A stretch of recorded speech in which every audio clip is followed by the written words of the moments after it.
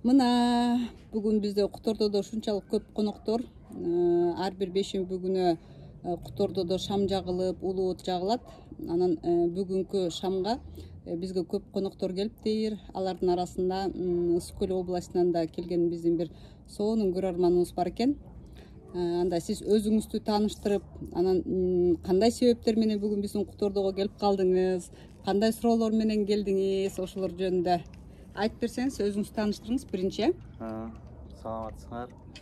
Биз Ысык Көл областынан келдик, Жети Өгүз районунун Кабак айылынан. Менин атым Эсенали Туратбек. Көлдөн дагы, Каракол шаарынан дагы досторум келди. Ушу YouTube'дан ушу передачаны көрүп аябай кызыктык. Бул такыр башка информация, такыр аң сезимди аңтарган информация экен. Азыр көп кишилер шуну көрүп атышат. Ошон үчүн биз биякта аябай самап келдик да. Атайын узун жолду басып. Анан өзүбүздүн суроолор бар эле Бакыт агайга. Ошо Бакыт агай баягы күнү айтканда, бул алтын доорго өткөндө кандай өзгөрүштөр болот дегенде, мисалы тамакты аз жеп калат адам деген информацияны айтты да. Анан менин суроом, тамактан башка дагы кандай өзгөрүүлөр болот адамда? Кантип билсе болот? 3-жыштыктан 5-жыштыкка өткөндө адамдын дагы кандай белгилер болот? Мындай турмуштан алынгандай 4-5 примерди айтса жакшы болот эле да. Анан могу боз үйдүн түзүлүшү. Токтоңуз, биринчи сурооңузга жооп алайлы. Бакыт байке. Ой, айта турган сөз көп, аябай түшүнүкчү. Ошону кыска түшүндүргөнгө аракет кылайлы. Эң биринчи берген суроо боюнча өзгөрүү деп атпайлыбы? Өзгөрүү деген ушунчалык улуу нерсе. Сиз бул жашоодогу муктаждыктардан чыга баштайсыз. Муктаждыктар деген тамагыңыз бар, күйнөгүңүз бар, кийимиңиз бар, таамыңыз бар, анын баягы бул жашоого тийиштүү нерселерден акырындап чыга баштайсыз да. Ошону организм сизге азыр башка, мындай айтканда тело жаңырап атат да, жаңыдан клеткалардын баары алмашып, ошого построить этип атат да. Мисалы буга чейин биологический баягы энергия айтпайсыз. Ошону кармаган болсок, ушулардын баары өзгөрүп, баягы кремний коет, углеродныйдан чыгып, кремний кристаллический денеге айланып атабыз да, жакы өз билбегенибиз менен. Буну бир гана нерседен билсеңиз болот, ушу мурункудай тамак жей албай калганыңыз. Кандайдырчы? Анан мурункудай бир ойлор да бир башкача да. Ошо сизди улам билбей баягы клеточный уровень алардын баарын сиңирип атасыз да, өзүңүздө ошондой чоң өзгөрүүлөр болуп атат. Бул өзгөрүү аябай чоң нерсеге алып бара турган нерсе да. Мисалы ошол өзгөрүүнүн өзүн эл бүгүн аябай туура түшүнүш керек. Себеп дегенде, бул жаңы келе аткан энергетика, бул көбүнчө эң күчтүү сүйүүдүкү да. Сүйүү мээримдеби, мен сүйүү десек кыргыздарда көп түшүнбөйт, мээримдики деп койчу. Жалаң мээримдин толкуну, мээримдин жыштыгы да. Анан өзүңүз ойлоп койсоңуз, мээримге шайкеш келбеген нерсенин баары жашашка мүмкүн эмес да. Жердечи. Мисалы сизде мээрим жок болсо жашай албай каласыз. Ал энергия жок сиздечи. Ошол мээримге то, мисалы сиз үй салып атсаңыз да, там салсаңыз да, ошол тамыңызга мээрим чачпасаңыз, ал эртең эле урап калат. Ошондой болот да. Бактык деңиз эле, эмне кылсаңыз деле, ошо мээрим чачылбаса эле, бүт алар ошо жок боло баштайт. Себеп дегенде, ошо келген мээримди өткөрүүчү күч, алып туруучу күч адам да. Адам ушундай зор кызмат кылат да. Ошол адам өзүнүн кызматын ошондо аткарбай калганда көрүнө баштайт. Себеп ар бир адамдын дагы күч, мээрим ачылыш керек да. Ошондо сизге душман деген болбош керек да. Андай ойдо болбош керек. Баардыгына ошондой мамиле каалаганда, ошондой энергетика, ошолду жаратмандык деп коет. Ошол энергетиканын негизинде анан баардык ишиңиз боло берет. Жыргал беке? Жалган беке? Жыргал. Суроолорду бере берелиби? Ооба. Толук жооп уктуңузбу? Толук жоопту уктум мен. Бере бериңиз кийинки сурооңузду.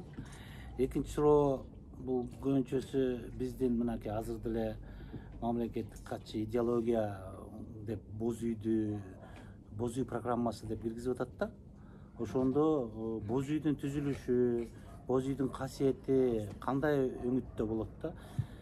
Мисалы кайып дүйнөдөн келген информация боюнча боз үйдүн түзүлүшү кандай? Кайсы энергетиканы алып келет? Негизи боз үйдү биз билген илим боюнча бул жумуртка катары элестетет, жумуртка бар го, тоголо. Ошо жумуртканын жартысы үстүндө турса, bunun energetikası жердин астында турат да. Өзү болсо бул аалам, кичи аалам болуп, улуу ааламдын бүткүл энергетикасын өзүнө тартып турат. Боз үйдүн кызматычы. Анан тартып тургандыктан, мисалы, боз үйдү карасаңыз, мыксыз жаралган да. Мык кагылган эмес да. Бул мындай келип аткан энергетикаларды, как жан дүйнө сыяктуу, бул кыймылда, тирүү турат да. Ошон үчүн келген энергетиканын керектүүсүн алып, керексизин чыгарып турат да. Бул өзүнүн тегерегине же болбосо ошо айланага ошо энергетиканы чачып турат. Бул ааламдын кызматын кылган аябай зор кызмат кылат да бул боз үйчү. Даже ошол жердин алдына да илгертен эле бир ата бабалар билген, баягы боз үй от жагылган да. Билесиз да? Ошо оттун табып, жердин 7 катманда да адам немелер жашайт да. Адам сыяктуулар, ошолорго өзүнүн табын берип, жылуулугун берип турган да ааламдан алып. Ошон үчүн бул ар бир боз үй бул аалам менен байланышкан өсөктүн ролун аткарат да, өсөк кызматын аткарат да. Эми анан илим боюнча айтканда ошол биздин ого керегелер, уук кереге деп атпайбызбы? Ого керегелерди көрдүңүздөрбү мындай? Тепкич сыяктуу. Мисалы, биз ного база өткөн доорлор болуп калат да. Мунун база өткөн доорлордо биз жыгылсак, кайра тирилип келип атпайбы? Жан уламынан жалат да. Ошон үчүн биз ошентип отуруп база отуртуп, анан кереге деп коет, бул теңдик. Теңдикке келген күндө булардын баары ошого илим кылып жазып койгон да. Анан баарыбыз аял, эркек болду, баарысынын энергетикабыз тең келгенде тең болдук да. Эми ошо тең болгондон кийин калган бүгүнкү бизге белгилеп аткан илим боюнча бул кайып жол деп коет, ууктарды. Кайып жол деп коет да. Эгер кайып жолунда көрдүңүзбү, мындай тепкич жок, кармагыч жок. Ооба. Эгер тайып кетсеңиз кайра турбайсыз деген сөз да. Биз ошол чекке жеттик да. Кайып жолго түштүк. Азыр кайып жол менен уукта болуп түз барып кийин азыркы жаңы келген доор 5-доорубуз же 5 деп коебуз. Ар кандай айтылат эми ошол 4-измерение, 3-измерение деп коет. Биз ошого сайылып бирип атабыз да. Баарыбыз көрдүңүзбү? Ошол бириккен жерди бул улуу биригүү деп коет да. Улуу биригүүгө куюлуш жазган деп коет. Ошондо бүт адам затын ошого сөттөп койгондо мындай болуп баарыга куюлуш жазган дегендейчи. Анан бунун ичиндеги ар бир жазалгасы дейчи, баарынын кызматы бар. Болгону гана бул жерде баягы биз Кытайдыкын сатып алдык да, олардын баары Кытайдыкы да. Ошон үчүн баягы билбейм кандай кызматы бар, ага карабай да энергетика иштеп атат.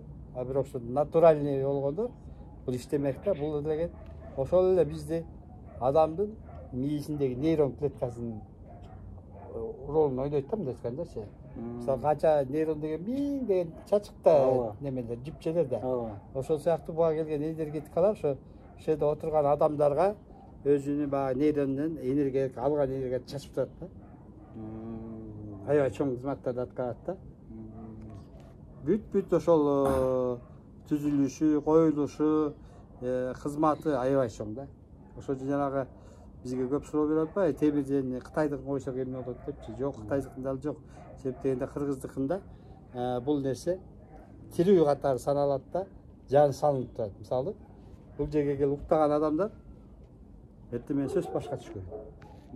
Башкача болуп турушат да. Же отуруп анан кеткен эле жеңилдеп сезип, башкача сезип калдым дегендер башталат да. Анткени ушул жерге лого түндүктү көрсөтүп, түндүк деп атпайсызбы? Биз билесиз да, адамзат өзү жетеле нур менен кармалат азырынчачы. Ошон үчүн биз ага жет атаңды бил, анан кийин жети нота, анан баары жети го. Ошондо биз ошол ааламдын бир 1/8 кичинекей эле бөлүгүндө жашайбыз адамзат. Ошол бизди кармап турган ошол жети нур менен гана көрсөтөт да. Ошол нурдун өсөгү бул жака түшүп турат да. Любой боз үйгө түшүп турса керек эми. Любой боз үйгө. Мен ойлойм, анан бир суу турбайбы? Анан бул сууга тийгенде ал нур ошол өзүнүн структурасын алмаштырып жүрөт суудун. Анан сизге коюлган пиалага койсо, сиз иче турган болсоңуз, Benim piyalam bolsa ökөнү 2 ашкан урчайт. Бул сиздин ден соолугуңузга баарына ошо расчет кылат да энергиячы. Ошондой төп келишет. Ошол жети нур асмандан келген жети нурду бизди аны биз аруу нур дейбиз. Кыргыздар арийбиз деп мактап атпайбы? Ошолду биз жети нурду аруу нур дейбиз да. Ошо аруу нуру ар бир божүйдүн ошо түндүгүнөн түшүп турат да, ичинин баарын алмаштырып турат. Мисалы жаман энергетика бождун ичинде эч убакта отурбайт да. Ушундай десе анагы уктун өзүнүн деле мындай биз билген кызмат боюнча бул ушул жерден алган нерсени кайра ааламга чачат. Ааламдан кайра алат, ушулуп жумуштар аябай көп кызматтар. Биздин мээрим кайра бияка чачылыш керек да, Мээрим? Мээрим сиздики мындай айтканда аялыңыздан баштап малыңызга чейин жаныбар чөпкө чейин чачылып ошондой болуш керек. Кудай кандай деп ойлойсуз? Баарына бирдей чачып турат. Баарына бирдей. Ошондо сиз ошол сапаттагы энергетикаңызды чоңойтосуз, күчөтөсүз, анан ошондой болосуз. Адам күчкө ээ болот да. Түшүнүктүү. Ушул жерде мен да бир суроо берип кетейинчи Бактыбек сизге. Мына өткөндө пирамидалар жөнүндө айттыңыз да, пирамидалардын энергиясы жөнүндөчү. Эми пирамидалар салынып баштайт депчи. Ошондо эгерде боз үйдүн энергиясы ушундай болсо, пирамида экөөнүкүн айырмалап айтып бересизби? Эми мисалы боз үй бул жерге тигилген да, жер ааламдын немесин жерге көчүрүлгөн да. А бул пирамида деген нерсе бул пирамида аябай кандай башка бир чоң планеталарга сүзүп өтүп кеткен энергетикалар болот да. Ошон үчүн убакыт келгенде биз бул атмосферада жашай албай калабыз. Башка атмосферада жашаш керек да. Анткени бул биологический энергия жок болот да. Анан ошондогу байланышты ошондо бүт жерлерде пирамидалар салына баштайт. Эми кандай пирамида, мукмуштар пирамидалар салынса керек, ичинде элдер кадимкидей эле кызмат кылат. Ошондо берилет да, анан буттарында жүн пайпак кийип жүрүп, баягы канча басса да бир шым дегенде үн чыкпайт да. Анан ошолордун башында программисттер деп коюшат. Ошолор иштейт. Бирок ошолорду иштетип атканда да бизде бир да кызматсыз бала калбайт да. Биздин ошо жаштарыбыз чоңоюп атат. Башка бир өңгө планеталарга барып, ошактын энергетикасын бияка тартып. Ушу бүт мындай байланыш жөргөмүштүн тору бар го. Ошондой кылып бүт байланышка чыгат да. Ошондой бир чоң кызматтар аткарат. Бирок пирамиданын кызматы боюнча биз оккон боюнча, билген боюнча, мисалы Бишкекке бир эле пирамида жете турган болсо, ал Кара Балтага барганда же Кант барганда түгөнүп кала турган болсо, ал жерге да пирамида салынат да. Ушинтип ошо энергетикалардын эсебинен пирамидалар тартуу керек. Бул 2028-жылы, 2028-жылы бул ишке ашыш керек. Ошого чейин пирамидалар курулуп калыш керекпи? Курулуш керек. Уже Пирамидалар курулганда азыркындай эле машина автобустар жүрөбү? Сон суроо. Мындай эстете албай атпайбызбы? Кандай бул? Мисалы 28-жылды уже айтып койдуңуз. 25-жылга чейинки өзгөрүүдү адам аябай байкайт да. Мисалы ошол өзгөрүүдө адамдын аң сезими, мисалы биздин аң сезим бир эле күн бар да. Жылдыздар башка үйрөткөн жок да бизди. Биз ошол аң сезимди сиңирип алганыбызда миллиард деген күн бар экенин билбейбиз. Миллиард деген жашоолор бар экен, сансыз дүйнө бар экен. Азыр биз үчүн булар ачылыш болуп атат да, ошон үчүн аң сезимдин өсүүсү баягы мындайда буга чейин бир горизонтальный нерседе турса аң сезим, өсө албай, жерге келе кайра өсөт. Азыр вертикал ачылган жатат да. Ошондо адамдын аң сезими ушундай расширение кетет дейсиң. Канча деген планеталар менен байланыш болосуң, канча деген планеталар менен иштешесиң да. Анан ошол маактан келип аткан энергетиканын баары сенин денеңди жука денеге өткүзүп атпайбы? Кристаллическийчи. Ага өткүзгөндөн кийин сен өзүңдү трансформация кылып, каалаган жериңе, каалаган убакта барып, илгери айтып го, кайып дегенде. Каалаган жериңе барып, каалаган жеринен суу ичесиң, каалаган жерине кайра келе бересиң. Жана телепортация. Телепортация. Анда машиненин кереги жок болуп калат да. Анда машина керек. Ага жеткенде машина да кереги жок, көп нерсе кереги жок болот. Ага жеткенде үйдү да салбайсың. Мал кармабай калабызбы? Бизге көрсөткөн боюнча мындай бир телефон сыяктуу бирдекең бар да, мисалы. Бир устройство билбейм. Ойдун устройствосу. Керек күнөргө бир чоң үйдү тарттың да. Басып койдуң, ошол үйүң даяр. Кереги жок кайра базасында жинап алып кете бересиң. Жок. Жомок да, жомок, кайдым эле жомок. Бир француздардын бир киносу бар го. Машина времени жөнүндөчү. Пиццанын сүрөтүн салып койсо, пицца бышып калат эмеспи ошондой. Ошентип эле жашап калат экенбиз да. Сонун дагы суроолорубуз бар. Бул сентябрда азыр ушул цунами келет деп атпайбы космостончу. Анан ошондо 21-сентябрдан кийин ошондой информация бар экен. Биздин көзүбүзгө мындай башка дүйнөлөр көрүнө баштайт экен да. Анан ошондо кадимкидей эле башкача растениялар, башкача жаныбарларды көрөсүңөр дейт. Ушунчалык кооз нерселерди көрөсүңөр дейт да. Анан ошондо бул 3-жыштыкта жашаган кишилерге көрүнөбү же 5-жыштыкта жашагандарга көрүнөбү? Ага катуу удар болот да. Негизи аспанга топтолгон энергетикалар 5 күн калыптыр. Ошол нерсе катуу топтолгон энергетика жерди көздөй түшөт да. Мисалы бизге буга чейин бир пул эмеси менен эле кичине бөлүк менен берип атсачы, бул убакта катуу түшөт да. Мына ошол убакта бул катуу келатканда жерден да реакция болот да. Анан экөөнөн чыккан энергетика бул жерден кагылышат да. Кагылышканда бул чоң толкундарды пайда кылат.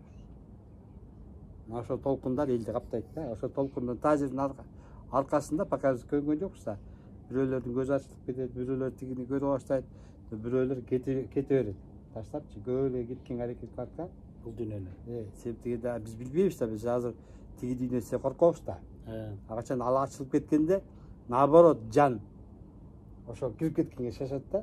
Баргысы келет. Жанагы Манас атаны билесиңби? Манас ата үчүн чапканда, бир чапканда канча миң киши кырылып калат деп койгонбуз да. Ошо биз үчүн жомок го, деп. А самом деле кылычтын учунан ондай не деп коет, найзанын башында түпөк деп койчу эле. Найзанын башында. Мындай эме байланып. Ошол жерге катылган сыр болот. Ал адамга келип атканда, адам өзү качса да акылы бар да, качат да, сай өлүмчө. Жан өзү сайылган. Себеп дегенде ал ошого катылган сыр баарын бейишке чыгарган. Ошону жан окуп турган да. Анан бейишке чыккысы келип өзү сайылган. Анан өзү сайылган да. Ошондой бир чоң сырлар катылган да. Мына ошондой эле сырлар эртең бизге ачылышы ыктымал. Ар кандай да. Ошондой толкундар келет. Ошо 21-ден кийин мен ал числосун билбейт экенмин. Иши сентябрь айы деп билем да. Сентябрь айынан кийинки адамдарда ойгонуу процесси катуу жүрөт. Кыргыздар анан бул дүйнөдө калабызбы? Канча процент калат?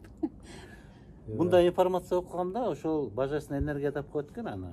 Ошол келгенде Кытайдын 8% эле калат, Американын 12%, Россиянын 30% деп да айтылган да. Андай бизге эле андай жагын айтып элек. Даже бизге ошо кыйрайт жак жердеги ошо угушпайт. Себеп дегенде адамдагы коркуу сезим болбош керек эчтеке. Коркуу сезим адамды низкий энергияга сразу чүрүп салат да. Азыр эле ошону өлөт дегенде бизде коркуу сезим башталат да. Заран эле жок нерсени даже биз пайда кыла алышабыз да. Ой менен. Даже болбой турган нерсе болсо да баягы адам ою жаратат да. Эмне үчүн жана акыр заман болот деп элдин баары чуулдаган. Ошол акыр заман болот деп элдин баары чуулдагандан ааламдан ошол убакта порталдар ачылган, энергиялар түшкөн да. Билесизби, 90-жылдары элдин көзү ачылып кеткен. Ооба. Баары эле көзү ачылып кеткен да. Ошол убакта түшкөндө ошолор анан элдин бир кандайдыр бир ушундай элди чогултуп анан сураган. Силер чындап эле өлгүңөр келип атат акыр заман депчи. Себептен ала көрүп турганда энергия топтолуп калган жергечи. Баа чакыра берген дарыгы ой менен болот деп топтолуп калганда анан ошол ишке ашып кетпеш үчүн бул жердеги адамды ушунчалык эркин карашат да үстүчү. Адамсыз эчтеке кылбайт. Ушундай Кудай ушинтип койгон. Бириңе бириң кийлигишпесиң депчи. Эгер кийлигише турган болсо бизди келе мага сатылар башыбызды жулуп алмак да. Тура беш кылсак, түшүнбү? А ушундай мыйзамы бар. Бири-бирибизге вообще кийлигишпейбиз. Анан келип сураганда ушундай дегенде жок биз өтө ошондо ошол кишилердин мнениясы менен могу 1012-жыл болобу? 12-жылда ана биз акыр заман болбой жаңы заманга отуруп салган да. Эмесе биз адамзат ошону жаратып алган болчук. Өзүбүз. Анан азыр деле мен ошо ойлоп отурмун, азыр деле биз жаман ойлоп отуруп, жаман нерсени чакырсак биз ал энергетиканы топтойбуз, топтолгон энергетика сөз ишке ашат. Натыйжасы болот да. Бакытбек, ушул жерден бир суроо да сизге.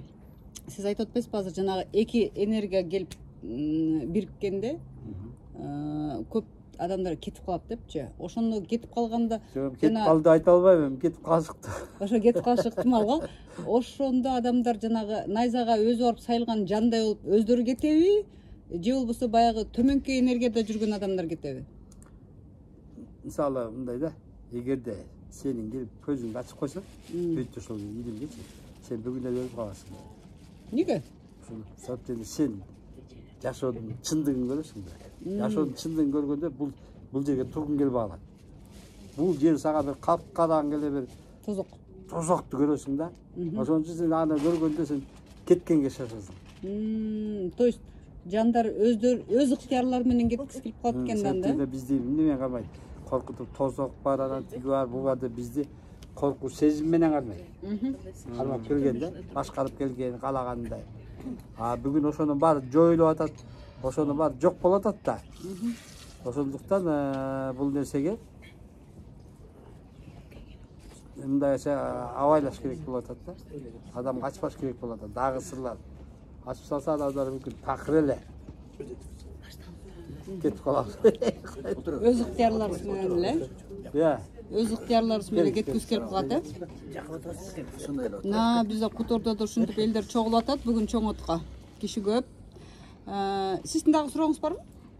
Бар эле, бере беребиз. Суроолорду жакшы экен. Берер суроолоруңуз болсо. Атайын көлдөн келипсиз. Бүгүн микрофон сизде. Бүгүн вообще негизи эркин микрофон эле. Бериңиз суроолоруңузду. Дагы кандай суроо менен келдиңиз? Мисалы 21-сентябрь деп атпайбызбы? 5 эле күндүн алды деп атабыз. Ошондо мындайча айтканда спасите свои души деп айтылат. Анан биз ошого кандай аракеттер жасашыбыз керек? Мисалы суу ичиш керекпи, манас чыгырыгын жасаш керекпи, же ичибиздеги жанакы көрө албастык, текеберчилик, кызганчаактык сезимдерди жоготконго аракет кылышыбыз керекпи? Мисалы мындайча айтканда вибрацияны көтөрө. Бул аябай тездик менен болуп калсачы. Мисалы эч ким даяр эмеспиз да. Ичти тазалап, анан аулукка жечип, анан айда жок адам өзүнө отуруп алып, тынып алып, өзүн Кудайга бириктириш керек. То есть ошонун энергиясын бириктирип жүрүш керек. Мисалы сиз отуруп эле азыр көздү жумуп туруп, Кудай менен мен өзүң менен бирмин деп жүрөктөн айтсаңыз, сразу сезесиз. Ички кубулуш башталганын сезесиз да. Ошо ички сезимиңиз ошол өзүңүздү бириктирип атканда, кээ бирлер көрүп баштайт бирип аткан. Ошол энергия да. Энергия түрүндө кээ бирлер магдырай баштайт, кээ бирлер ээрий баштайт. Ошентип адам ошол маалда жок дегенде ошол нерсени кармап калыш керек. Ошол маалда коркуп кетип, кокуй мен өлдүм, анан коркуп кеттим деп бир жакка качпай, ошол маалда ошол энергетикада отуруп калса, ал адам Кудай менен бир болуп калат. Кандай болсо да. Бул эң короткий жол турбайбы да? Короткий, ошондой келип калса. Ошондой да. Ага чейин эми тазаланып, агарып кетсеңиз, анан абзал эле көп нерсеге барасыз да. Все, сонунанда чоң рахмат, сизге да суроолоруңузга рахмат. Бакыт байкенин жоопторуна рахмат. Бар болуңуздар. Эми азыр шам жагылат экен, ошол шамга даярданайлы. Сизге Бакыт байке чексиз сүйүү жана ыраазычылык. Сиз көз ушинтип алыскы жолдон келипсиз. Атайын ушул Кутордону эңсеп, Бакыт байке менен жолугушайын деп сизге дагы чексиз сүйүү, мээрим, ыраазычылык бар болуңуздар. Сизге да рахмат ушуну уюштурганыңызга.